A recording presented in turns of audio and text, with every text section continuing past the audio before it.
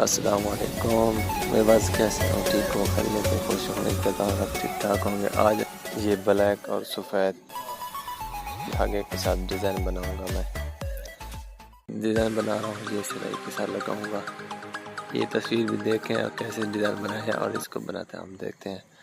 آپ ہمارے چینل کو سبسکرائب کرنا مت بھولنا اور بیل آئیکن کے آل والے بٹن پہ کلک کرنا تاکہ ہماری ہر نئی ویڈیو آپ تک بر وقت پہنچ سکے۔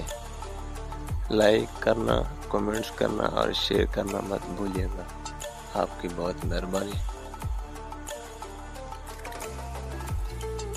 تو دوستو یہ دیکھیں ڈیزائن بنا رہا ہوں میں۔ تو یہاں جس جگہ پہ میں نے سلائی چھوڑ دی ہے یہاں پر بلیک ٹچ بٹن لگے گا۔ یہ دیکھیں، یہ ٹچ بٹن لگایا ہم نے، ابھی یہ اور بھی لگانے، یہ دیکھیں لگا رہا ہوں میں ٹچ بٹن۔